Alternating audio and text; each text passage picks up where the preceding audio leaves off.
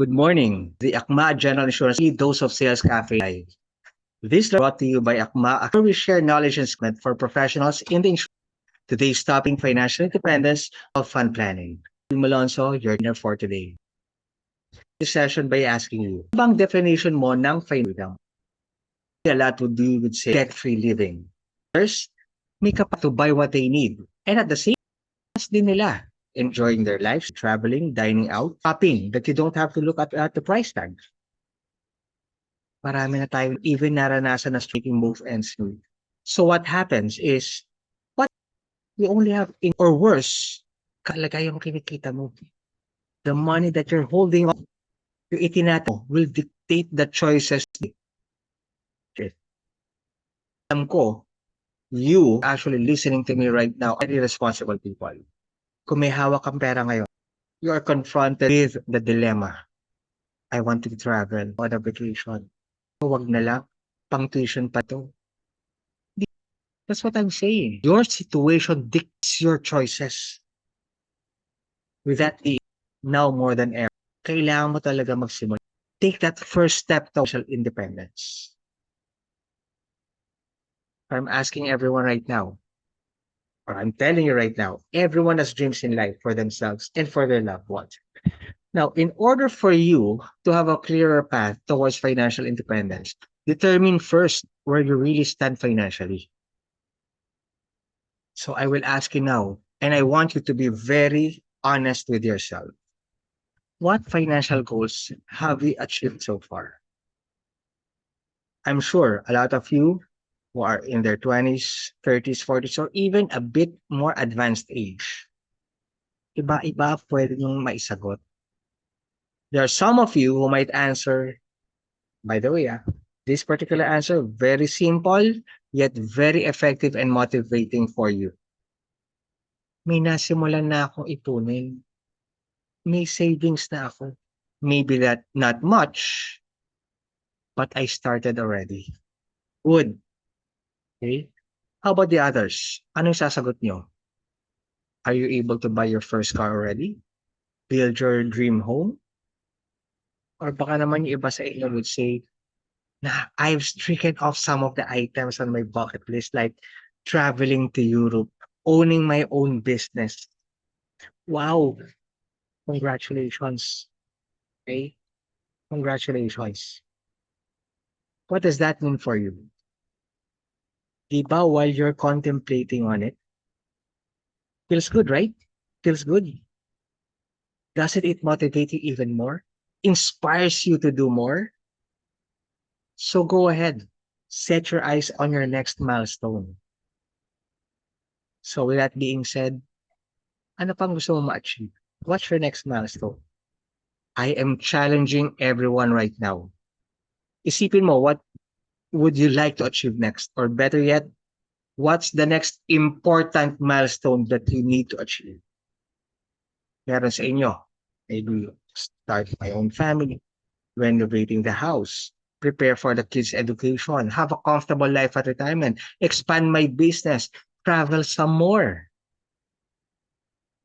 So whatever you have achieved, I'm telling you right now, be grateful for it. Use it as a stepping stone. Then really paint a picture in your mind that you are able to get another dream pa. Then another milestone. How do you feel? Baka naman yung iba sabihin niyo sa akin, wala pa ako masyado na-achieve, bata pa ako, I'm just starting. Regardless, set your eyes on your next milestone. Maniwala ka. Each time you think about it, each time you think about your dream, it will keep you on your toes. And you know what? All those dreams that you want will actually form part of your own timeline. May sarili ka pang timeline. Personal timeline mo yan. Yes, you're creating your own personal timeline, and the dreams that you have would fall on different periods. So as you go along, you will certainly reach milestone after milestones. And you would also notice that your set of priorities change as you pass through different stages of life. So from being single to getting married, from having kids to sending them off to school, from retirement to sustaining yourself through old age, you will continue to dream and you'll have different set of priorities. I am sure sa inyo ngayon, a lot of you are in different stages already. Let me help you figure this out further. Okay, to all single people out here, okay, you would normally decide for yourself, luxury for yourselves, right? Up-to-date gadgets, travels, leisures. The reason being is you don't have other responsibilities yet. Okay, for those who are married already, okay, you would have like to have security and comfort in life. Security because you are now starting your family. Regardless kung if you are the sole breadwinner or dalawa kayong nagwo-work. At the back of your mind, you want to have that sense of security that you will be able to provide for your basic needs. Tama ba? And syempre, you also want to have comfort in life. What, when you get married, what is actually one of the first things that you want to achieve?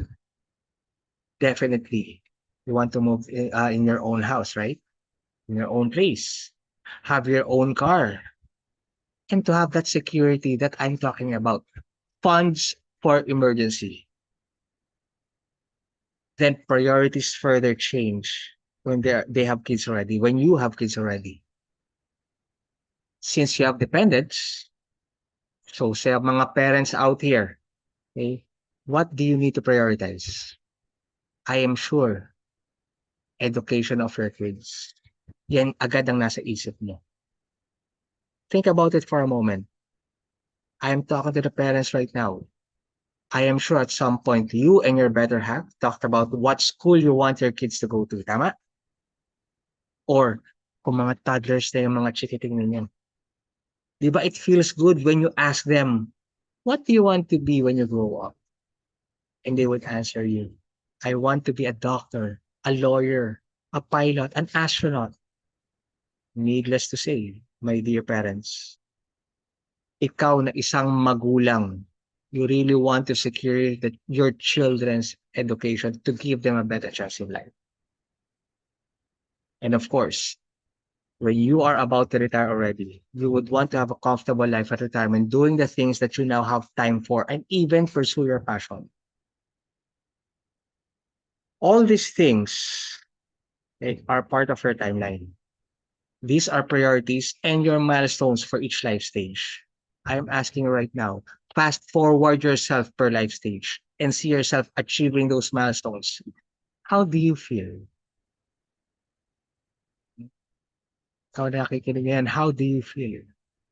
That is how you will achieve financial independence, by preparing for these milestones. And when you are ready in that perceived future of yours, you will get to say to yourself, wow, it was a well laid out plan. It was a well planned journey. It was all worthwhile. But of course, though I am asking you to imagine it, it will not end there. So what should you do? Okay? I know that all of you may be in the different stage right now, but regardless of whatever stage you're in, aside from your lifestyle, getting what you want and need, you will also need to prioritize preparing for your health emergencies. The reason I'm going to ask you, do you know exactly when you will get sick? Can you plan for it? Or this is a good one. I want you to take this question to heart. Are you exempted from being ill? Siyempre hindi. That's why kailangan ng health at planning. Here's another milestone for you. Yung short-term goals mo. You may want to travel or even get your first car or your house. And since you may just be starting, you may not have enough to pay it off right away. So anong gagawin mo? Normally, you will get a loan from the bank. But it would also entail having to pay for amortization. And definitely, you need to protect those assets as well from any unforeseen events. That's why you need to do asset protection planning as well, right? Now, since meron na sa inyo or starting to have a family or has a growing family already, and may dependents na who rely on you, you would also need to prioritize having funds for emergency and definitely protect your income. Ano ba talaga yung protection ng income? What does it mean? Ikaw na isang breadwinner. If kumikita ka ng 100,000 pesos per month, that means that is the amount that you bring to your family month in, month out. You can send your kids to good school. You provide for them. If you're suddenly taken out of the picture, the question is, who will provide for them now? There will be among you here who are depending on single household income. Let me tell you this, once the breadwinner is taken away from the picture, both parents are taken away from the kids. Bakit? Kasi the kids are used to having their moms take care of them. Bring them to school, prepare them breakfast, prepare lunch, pick them up, teach them their assignments and whatnot. So salute to all the mothers out here.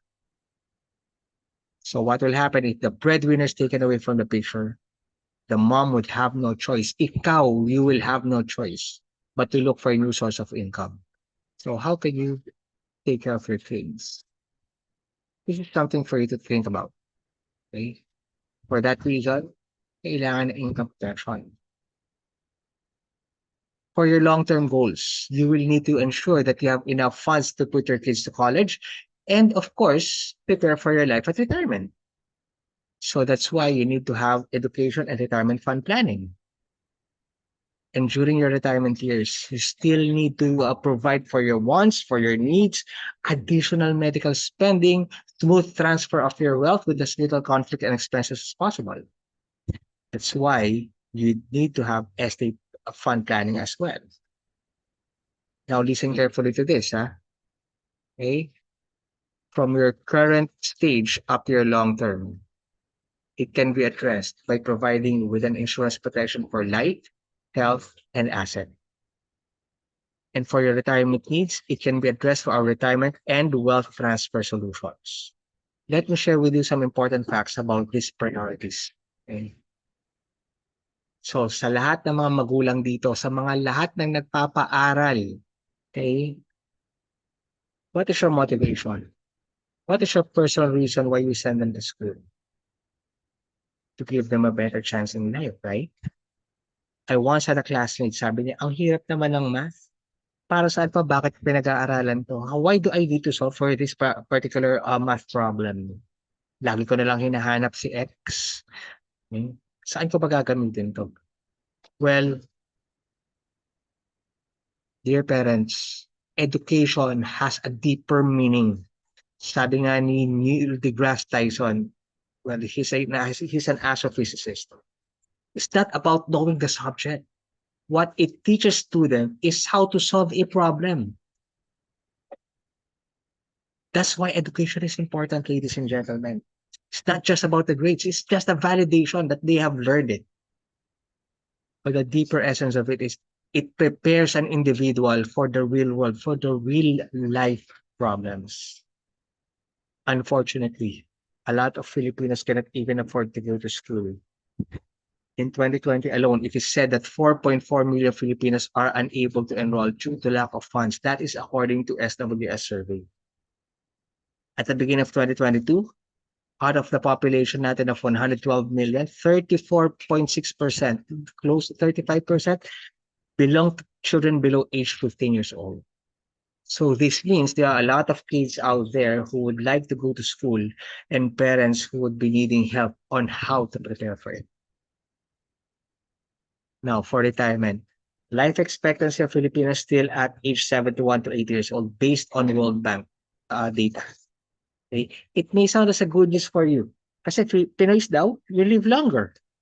But it would also entail, or it was also imply that there are other expenses to old age, like frequent visit to the doctors, maintenance medicines, and of course, your day-to-day expenses. Kapag ba retired ka na, how would you like to spend it? Okay? Think about it. I'm gonna give you a few seconds to think about it. Okay? How would you like to spend your retirement years? Stay at home? Worrying about tomorrow? Gone are the days that when we talk about retirement, it is being symbolized by a rocking chair. I'm sure a lot of you would say when you retire, you want to retire in style, enjoying life, doing the things that you now have time for, traveling, getting what you want, all while being able to provide for what you need. Unfortunately, 80% of Filipinos age 60 and above are not financially prepared for retirement. Some still try to work through their golden years, while others rely on their kids for financial support. Gusto mo ba yun? Gaano kasakit ba para sa'yo? Kukunin mo pa yung para sa anak mo just for you to get by every day. While others, sabihin, sige, I would rely on government benefits. Now, I'm gonna ask you, sige, sinasabi mo, meron naman akong benefits from the government eh. Sige. But I'm gonna ask you right now, will that be enough? Are you willing to give up that comfortable life that you have dreamed of when it's time for you to retire? Now, still, part of the unexpected events naman. According to World Data Atlas, mortality rate of Filipinos between age between 15 and 60 is around 38%. The age range includes those who are just starting to have their family or has a growing family already. And you know what? 77% of the population do not have any financial protection according to BSP. So can you imagine? If ikaw, isa kang breadwinner, belonging to this age range, you suddenly kick the bucket. Gusto mo bang maging part ng statistics? You want just to be a number. You want to be part of that statistics. How can your family survive?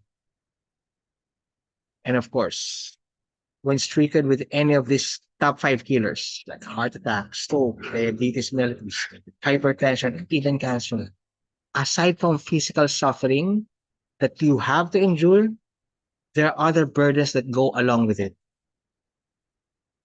It is a fact that a lot of Filipinos are not prepared financially when this happens. Maniwala ka. And according to studies, the average medical cost of treating cancer or stroke, around 1 million pesos. Remember, the bills do not end after the procedure or confinement. Okay? So telling you right now, there will still be medications after that.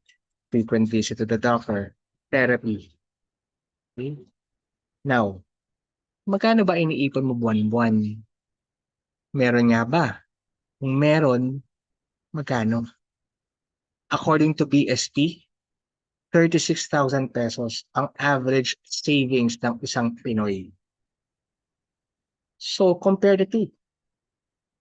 Do you think if ikaw, isa ka sa mga nag-iipon ng 36,000 pesos a month, bigla ka nagkaroon ng critical condition, aabot kaya yung savings mo?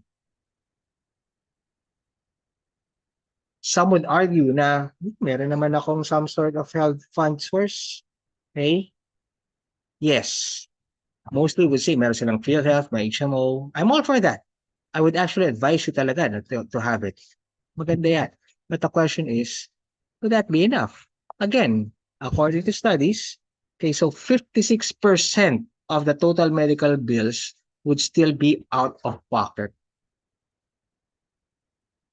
To make it even worse, medical inflation rose to 9%. Okay, so actually 10.1% in the country in 2021. And additional 3.9 million Filipinos are living in poverty due to medical obligations. It is in our nature, ladies and gentlemen, that when we get sick, we want to get well. But it will always come with a price. That's why kailangan natin to be educated on how to be financially independent, with this being the most important one. Okay? So, marami ko na ako pinakita sa inyo. Now that you have seen some important facts about these needs, what do you think para sa'yo? ang talagang priority mo. Remember, lahat na pinakita ko will all be part of your personal timeline for your life. Regardless of what you choose right now, you will need to fulfill the others. So you might be wondering, lahat naman kasi important eh. So what should be my priority? Kayo, mga nakikinig sa akin ngayon, let me further help you decide. Okay? All those milestones can actually be divided into two categories: the expected and the unexpected. For the expected events, such as education of our kids, for a better future, okay, and even comfortable life at retirement, we actually save and invest to secure these financial goals. But despite knowing that this will happen eventually, many people still struggle to prepare for it adequately. Okay? And situation may even turn for the worse due to unexpected events like sudden loss of a breadwinner, contracting a critical illness, or even property damage. This can really derail you from achieving your goals. And it gives the most impact to you, your family, and your lifestyle. This is why in the hierarchy of financial needs, the unexpected events are at the base. You need to secure the foundation first so that you will be able to prepare for what may happen anytime. Okay? And you could prepare for the expected and address the unexpected through saving and budgeting. Very simple, right? Saving and budgeting. But why do a lot of people fail? Sa tingin mo, I'm sure you may have experienced struggling financially in the past or even till now, while others may have seen it sa family nila, sa relatives sila, sa friends sila, sa close friends din sa office mates nyo, or iba, you might just have heard it sa news. But there is always financial struggle. It's because of lack of planning and discipline. Planning on how you will achieve your goals and the discipline on executing that plan relentlessly. Now, you could start through proper saving. This is a savings regime na ituturo ko rin sa inyo. Wag naman sana, no? Pero I will ask you right now, what if for some reason you are unable to work anymore starting today? How long will you survive financially? Worry-free? Or would you start selling what you have just to sustain your day-to-day expenses? Ladies and gentlemen, the key to your financial success lies with savings. Savings is a delayed gratification. I will save my money now and earn some interest on it so I can have a better financial standing in the future. Okay? Sounds simple, right? Okay? But every time you receive your salary, what do? Ikaw, hindi naman kita masisisi. It is a natural tendency that you will worry about the bills, loan repayments, grocery items, utilities. Yun nga lang, baka iba sa inyo. You make purchases more than what you need. Sobra-sobra naman. Baka nasasayang lang yung grocery items mo. Sobra-sobra eh. Right? And worse, what if some of you, right, even buy things that you are not necessary, you really don't need? So the mentality of most people is that they spend first before they save. Whatever's left. But with this, usually, zero ang savings mo. So the correct mindset should be, you need to save first and then spend whatever's left. This way, ikaw mismo, you will be able to build funds for your future goals. But baka naman masabi mo, no? Okay, some of you may say, wala ako idea paano mag-save eh.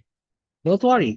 Sabi ko nga sa'yo, I will teach you some savings regime tips.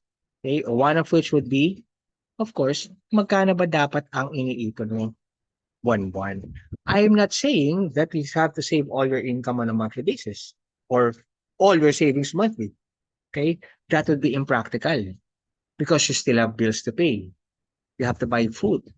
But the idea is you need to pay yourself first. The rule of thumb, 50% is for your basic needs, your food, your shelter, your clothing. 30% for you to enjoy your lifestyle. Enjoy the present. This is for your nice to haves. Okay? 20%, ito na ngayon. Yan ang gagamitin mo ngayon for your savings. So whatever financial priorities you have, you could use the 20% savings na for that milestone. And of course, one of the budgeting tip that I can give you right now, you have to manage your expenses very well. Para saan? For you to know if your money was spent wisely or not. Categorize them. Categorize your expenses. A lot of people I talk to realize a lot of things when we do this exercise. This is what we call the ACMA PISO expense. PISO means priorities, indispensable, side interest, and of no value. Priorities are the basic necessities in life. Things that you cannot live without. Food. Siyempre, di ka naman mabubuhay kung walang pagkain, di ba? Shelter, your clothing. Indispensable items, indispensable expenses, necessary expenses currently like tuition fees for your kids. Okay? Your utilities, even your insurance premiums. Your side interests, these are expenses for you to enjoy your current lifestyle naman, like buying bags, your shoes, shopping, movie hopping, okay? Date nights, yan, kasama natin yan. Pero don't forget, meron pa rin tayong of no value. So meaning, I'm not downplaying any coffee shop, okay? So what if gustong-gusto mo talaga everyday talaga pumupunta ka diyan sa coffee shop na yan, okay? Does it add value to you? Kung hindi, then of no value yan. So, pupuwede mo siyang scratch. Okay? Baka naman kasi 'pag ginawa mo na 'tong exercise na 'to, okay, so makikita mo talaga where your money really goes. Where your money really goes. So, I want you to be very detailed as possible. Ilista mo lahat ang priorities mo, indispensable, side interest, and of no value. Nandiyan na yan. Magkano grocery items mo? Normally, sasabihin, nasa 20,000, 25,000. Same thing with my house rental. Okay? Be as detailed as possible. You have to analyze where your money really goes. Then total them. Okay? What I'm telling you right now, if you do this, then you'll have a better idea. Yung 50% ko, ayan na, nakita ko, may meron ako sa priorities and indispensable. 50% of my income, I'll put it there. Or baka naman meron sa inyo, you will be very much surprised. Mas malaki pa yung of no value mo compared with your indispensable expenses. So what does it do for you? What does this exercise do for you? So you'll have a better idea. You'll have a good overview of where your money really goes. And with this, you create a positive cash flow for yourself. Anong kailangan mong gawin? You could actually eliminate yung of no value mo. Yung nice to haves mo or your side interest mo, cut it down. Paano naging positive cash flow? Biruin mo. Yung sa of no value mo, umaabot ka ng let's say 10,000 pesos per month. You could actually add that already for your savings, even for your basic necessities. It's a positive cash flow. You could add that to sa mga importanteng bagay for you. Let me tell you now, I want to reiterate this to further help you realize kung ano dapat ang prioritize mo. Okay? For health, part of the unexpected events, hindi mo naman alam kung kailan ka talaga magkakasakit, tama? And what I'm telling you right now, it only takes one hospitalization in order for you to go bankrupt. You're one hospitalization away from poverty. Kapag nagkaroon ka ng matinding sakit, uubusin lahat yan ng mga pinagpaguran mo, pinaghirapan mo, pati mga naitabi mo para sa mga mahal mo sa buhay, mauubos. So why should you start with this? I asked you earlier, do you even plan for illnesses to happen? Have you ever even imagined that we will be experiencing pandemic and lockdown during our lifetime? Malamang hindi mo naisip yun. So, kaya, whatever stage you're in right now, as I mentioned earlier, currently, health funding or fund planning is important for you, for everyone. Even during the pandemic, ladies and gentlemen, marami naka-realize, oo nga, dapat pala pinaghandaan ko 'to. Gusto mo pa bang may mangyari muna bago ka magkaroon ng realization na kailangan mo ngang unahin ito? Tell you honestly, sa nangyari during the pandemic, it is no longer a question if it will happen, but when will it happen? So, kayong mga nakikinig sa akin ngayon, I want you to be very honest with yourself. I will be asking questions. I want you to be very honest in answering these questions, okay? So let's see the real value of why people plan for this kind of eventuality. Okay? Why do you think it is important for you to prepare for health funding week? I am sure ang isa sa mga isasagot mo is para may enough funds ka para pambayad mo sa hospital. That's good. I'm all for that. Pero why do you need to have enough funds for your hospitalization? Malamang ang sasagot mo, para my family won't have to ask money from our relatives and friends. The question now is, why wouldn't you want them to experience that? Think about it. Ano bang reason mo? Why wouldn't you want them to experience that particular kind of struggle? You know what? It will all boil down to one basic reason.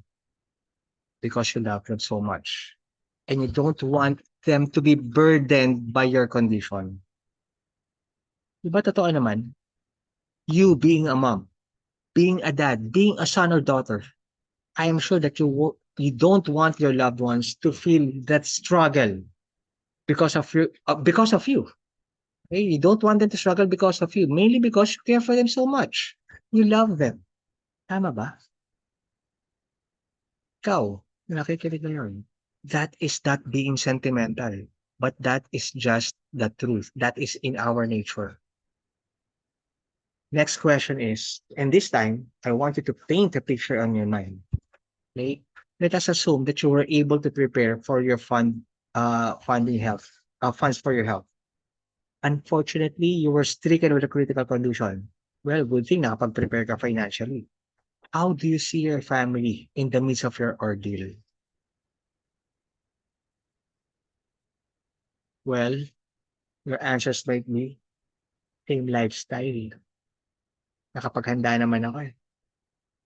Your spouse continues to work. They, your spouse taking care of the kids. Your kids still go to school. Nakakakain pa rin sila 3 times a day. Minsan sobra-sobra pa. Okay? Nakakapagbayad ng bills. All while being able to take good care of you. Wala na silang ibang kailangan i-gain kundi pagalingin ka. How does that make you feel? Happy? Secured? With peace of mind?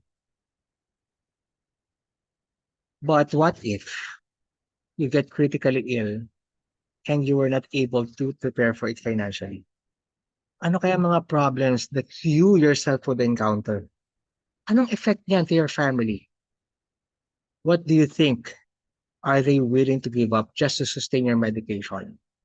We don't want this to happen, ha? I don't want this to happen to any of you. But what if it did happen? Most likely, your answers will be, naku, hindi na ako makakapagtrabaho. So what does that entail? What's the effect? Lessen or worse, no source of income anymore. Think about it. Okay? If you don't have any source of income anymore to provide for your family, the next question is, will they still be able to eat, to have 3 square meals a day? How can they pay the rent or the amortization? How can they pay off the car? How about the tuition fee? What if you suddenly hear, ikaw na nakarating nga sa balik na karamdaman, you hear your child say, isang linggo na akong nasa library lang kapag ka nagla-lunch kasi wala po ako pambaon. Sometimes, yung kaibigan ko, binibigyan po niya ako sandwich. Or worse, I did not enroll this year. Gamitin na lang natin yung money for you to get well. Just buy your medicines. Promise, once you're well, by next year, I'm gonna go back to school. See the impact to you and the domino effect it does if in case you are not prepared. You are not the only ones affected, but your loved ones as well. So if all these problems arise just because you did not prepare for it, and naging burden ka to your loved ones, how does that make you feel? Now, regardless if you're single, you're married, you have kids, or even grandkids for that matter, I'm sure that you would feel devastated knowing that your loved ones are struggling, making sacrifices just for you to survive your ordeal. Now, to have a better idea on how you would prepare for this, let me share with you some important data. Okay? What I'm showing you right now are the average cost of treatment, including those 3 considered top killers in the Philippines. So, if you will be confined in a major hospital, so it would cost around 1,000 to 3,000 pesos per day. Kung dengue case yan, it could reach around 200,000. It is just an average cost, ha? For cancer, okay, so it is a leading cause of death worldwide. You know what? It accounts for nearly 10 million deaths in the in 2020. 4 Filipinos die every hour due to cancer. Now, I'm telling you, depending on what kind of cancer na magkaroon, it would cost an average of 500,000 almost to 2.8 million pesos. Death by diabetes mellitus is actually a very silent and persistent problem still here in the Philippines. Okay? Dialysis alone can cost between 192,000 to close to 500,000 pesos. Now, imagine this. Okay? Paano kung meron ka nito? Huwag naman sana, pero what if? And then should you have the need to have a kidney transplant due to complications, we need to shell out at an average 1.5 million pesos.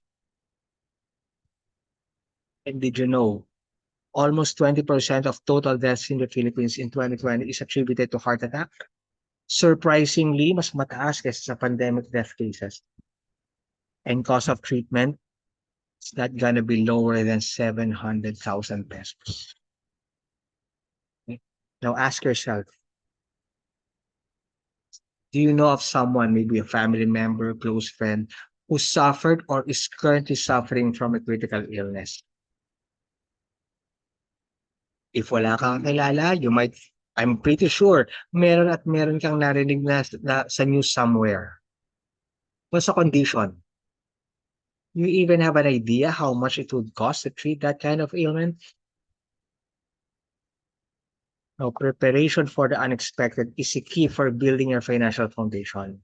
Again, I don't want this to happen. Okay, we don't want this to happen, but if in case it does, let me tell you now that you need to be prepared for these top 3 killers in the Philippines: the cancer, stroke, and heart attack.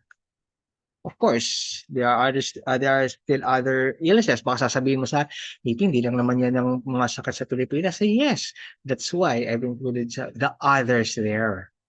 Okay? The reason being is, I want you to have that peace of mind, that security. Kung ano man ang maging sakit mo, meron at meron kang paghahandang gagawin. Para saan? Not just for you, but for your loved ones. Because I'm pretty sure you don't want them to see struggling just for you. Right? Okay? Now, let me ask you this. You have to know what you have to have a clearer view kung how close or how far you are to achieving your financial goals. So, do you have an existing medical plan like HMO, company provided bed, or personal? Does it cover inpatient, outpatient, or both? Oh, there might be some of you right now who don't even know how much the coverage is. Okay, so it's important that you have to know this. Okay, and as I mentioned, dapat alam mo what you already have. Why? To have a better view of how close or how far you are from your financial priority. The question is, do you think the one that you have right now will be enough in case you get seriously ill? So I have already shown you the average cost of different illnesses. So given a choice, how much do you think you would like to set aside, okay, just for this eventuality? It's like saying na, di ba yung mga lolo't lola natin, you have different envelopes. You have different envelopes for different needs. For this particular envelope, for your health funding need, how much do you think ang gusto mong ilaman dyan? In case mangyari yung ganito eventuality, naka-ready na for you. Knowing all the facts na pinakita sa inyo kanina, I'm pretty sure a lot of you would say, aba, oh, mahina pala akong 200,000, 300,000. Pero pwede siguro, okay, if ikaw, you're just starting to have a family or nag-start ka pala magtrabaho regardless. But you have to start somewhere. Okay? Let's say 500,000. Most likely, if you're just starting right now, 20 years old ka pa lang, 23 years old ka pa lang, you're starting pa lang kasi, 500,000, sige. Okay? That's the bare minimum for you. Anong dapat mong gawin? You have to act now. Hanggat bata ka pa. And more importantly, habang healthy ka pa. The reason, it's better for you to have it and not need it than need it and not have it at all. So at this point, let me show you a way on how you could actually prepare for your health funding need that will be within your budget. Okay? Let me show you a health solution which we call HealthFlex. So what will happen is, if ikaw, sinabi mo gusto mo 500,000 pesos ang coverage mo, if nagkaroon ka ng cancer, stroke, or heart attack, that 500,000 will be given to you already upon diagnosis. Guaranteed. You don't even need to choose a particular hospital, or you don't even need to have a network hospital.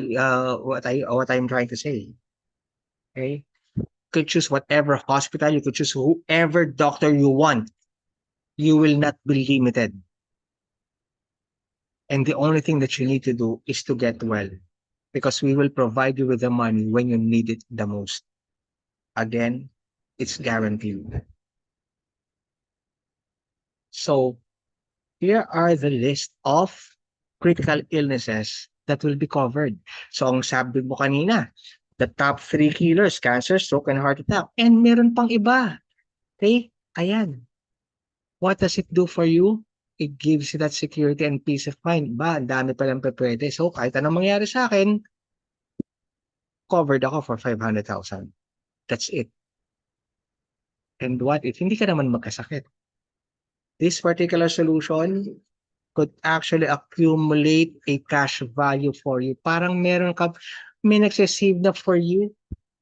Again, it's guaranteed. So what does it do for you?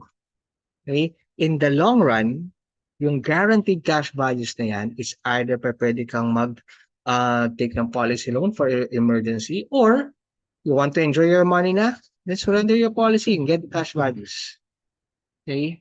Habang tumatagal, mas tumataas yung cash values mo. So that is your living benefit. Hindi mo kahit na magkasakit ka or mahahaba buhay mo, meron kang benefit. At to add to this benefit, meron ka pang dividends. So these dividends, non-guaranteed dividends, can be withdrawn anytime, or you could actually leave it with the company to earn more interest. So what does it do for you? Habang tumatagal, mas lumalaki pa yung nagiging living benefit mo. Di ba? It's very helpful. O ngayon, paano sinasabi mo, hindi, health buff ako. O ikaw, health buff ka, hindi ka, wala kang bisyo, nag-gym ka lagi. That's very good. That's very good. And you will be rewarded. You will be rewarded in case you lived a healthy life and reached up to age 100. Kasi pag tumungtong ka age 100, congratulations. Ang unang-una mong gawin, magpasalamat ka kay Lord. And then, what I'm telling you right now, after mo magpasalamat kay Lord, ibibigay namin sa iyo yung 500,000 mo guaranteed. It rewards you for living a healthy life. Okay? Now, of course, there are instances hindi ka nga nagkasakit, pero ang isa sa mga wino-worry mo, untimely demise. It would actually provide you 500,000 or 100% of your coverage if in case you are taken out of the picture. Again, it's guaranteed. Uulit-ulitin ko yung word ng guaranteed. Bakit? I'm pretty sure ikaw mismo, alam mo, these are trying times, changing times, uncertain times. So you have to put some certainty on these uncertain times. So that's why I'm teaching you this kind of solution. Have that guarantee, okay, for you and for yourself. And you know what? Pwede rin natin i-enhance palalo yan. Kasi sometimes hindi naman kaagad na major or advanced critical illness ang pwedeng dumapo. Right? Kaya pwedeng stage 0 muna, stage 1, what we call early stage critical illness. So if that happens, I want you to be ready. And with this, we will provide you with 25% of your coverage once magkaroon ka ng early stage critical condition. So here's the list of the covered early stage critical illnesses. So ang dami pa rin, ano? So ibig sabihin, you really have that peace of mind, ladies and gentlemen. Eh, ayaw namin mag-struggle ka or pamilya mo para wag kang maging hassle din sa iba. And if in case nagkaroon ka ng early stage critical illness, we will waive the premiums for you for 12 months. E paano kung advanced critical illness ang dumapo? Okay? To help you further, kasi wala kang trabaho, wala kang source of income, kawawa ka naman. We will waive all your future premiums for you if advanced critical illness ang dumapo. So what does it give you? It's the Health Flex. It will give a guaranteed benefit for your untimely demise or guaranteed benefit if you get sick or guaranteed benefit if you live too long. Saan ka pa pupunta? Ito, kahit anong mangyari sa'yo, kunin ka ni Lord, you get sick, or you live too long, there will be a benefit. Now, let's see how it would work for you. Okay, so let's say, for example, alam ko marami sa inyo, no? Iba-iba yung ages ninyo. Ikaw, na 25 years old right now, what you got is a 500,000 peso coverage. You're covered already until age 100. Okay, and the one that you've gotten here is covered illnesses for cancer, stroke, and heart attack. So plus other illnesses pa. So let's say 25 years old ka ngayon, you took this policy, and you'll have to pay for the premiums for 10 years. So it is just like saving money in the bank for the next 10 years. Okay? But at age 27, you got an early stage critical condition. At this point, Mr. 25 years old, we will give you 125,000 for you to get well. Okay, you could choose your own hospital, your own doctor, okay? Pay off your hospital bills, buy your medication, use it for therapy, use it for whatever purpose it may serve you. And this 125,000 is guaranteed. Magpagaling ka lang. Ibibigay namin sa yan. Now, gumaling ka. Okay? Of course, within 12 months from the time of diagnosis ng early stage critical illness, we will waive the premiums for you na. Now, what if after 12 months, gumaling ka na nga? Okay? But what happened is, at this particular point, you got an advanced critical condition. So that means you could now claim 500,000 pesos. Again, you can choose your own hospital, your own doctor. We will provide you with the money when you need it the most. The only thing that you need to do is to get well. How does that sound for you? I'm pretty sure magkakaroon ka ng peace of mind, right? Or what if 25 years old, you took a health flex. Unfortunately, at age 29, you were taken out of the picture. 500,000 will be given to your beneficiaries, to your family. Or what if mukha ka ng 25 years old ka? Okay? You lived well, a healthy life. Okay? You reached age 100. Then that means policy matures, then we will give you the 500,000 pesos guaranteed. Again, it's guaranteed. I want to reiterate that in these trying times, in these uncertain times, you need to put some certainty on it. So this guaranteed benefit could really help you get that peace of mind. Prepared ka na financially, hindi ka pa magiging burden. I hope that makes sense to you. So again, for your untimely demise, if you get sick, if you live too long, well, there is a guaranteed benefit waiting for you. In whatever happens, guaranteed benefit. Now, since you are just 25 years old, okay, 25 years old, so let's see here. What will happen if you took this kind of policy, what we call the Health Flex 3CI Plus? So that means you're already covered for cancer, stroke, and heart attack, okay? And other illnesses pa, 60 in total for the advanced critical illness. 60 in total. You're just 25 years old. Okay? Can you imagine that? You are already covered for 25% of the 500,000 coverage that you mentioned earlier.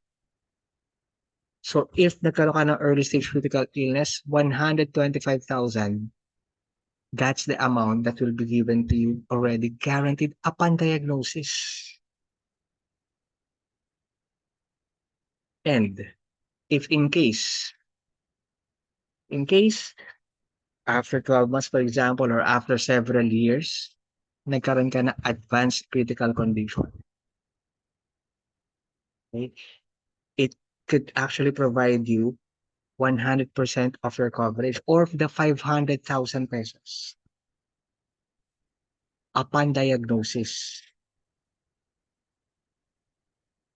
So how do you feel now? How do you feel now na, aba, kahit pala bata pa lang ako, I could start now. And don't tell don't tell yourself. Be honest to yourself. Be true to yourself. Talaga bang hindi mo kayang mag-save? Now, para ma-prove mo sa sarili mo, not to me, you owe it to yourself. Prove it to yourself na kaya mo. Do the savings tip, the 50-30-20 rule that I mentioned earlier, that I've taught you. After that, do the piso expense. With that, you are actually building up your funds for your future goals. This one, the 20% na ginagawa mo, ako, parang baka kulangin pa. Okay? O doon sa piso expense, kuha ka dun sa off no value mo. cut off mo yung some of your nice to haves, your side interests. Idagdag mo. And you know what the best part is? Kapag ginawa mo yan, you're just 25 years old. Look at how much the premium will be. Annual premium is actually 32,000 for 261 and 23 cents. That's how much, barely a little over 3,000 pesos a month. Ngayon, baka kapag in-add up mo lahat ng pag-Starbucks mo everyday, mas mahal pa. Sige, try to compute it. Okay, kung 3,158 pesos, okay, magkano yan on a daily basis? Okay, so I'll compute it for you. So 3,158.74 divided by, okay, so let's say 30 days. 105 pesos and 29 cents. Saan ka pa? Ibig sabihin, mas mahal pa yung pagbili mo ng coffee mo. Ng milk tea. With this, 105 pesos and 29 cents. Let's say 106 pesos per day. Covered ka na by how much? Not just 500,000. Isasama pa natin dyan yung early stage critical illness coverage mo of 125,000. That's a total of 625,000, ladies and gentlemen. Ikaw na 25 years old ngayon.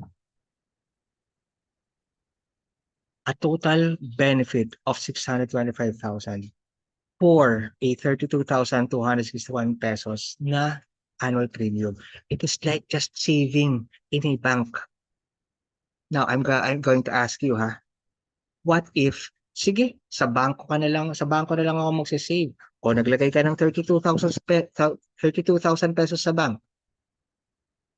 The following year, naglagay ko ulit. So how much do you have? 64,000.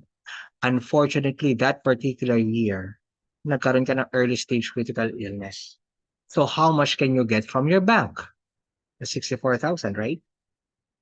Only. 64,000 pesos only.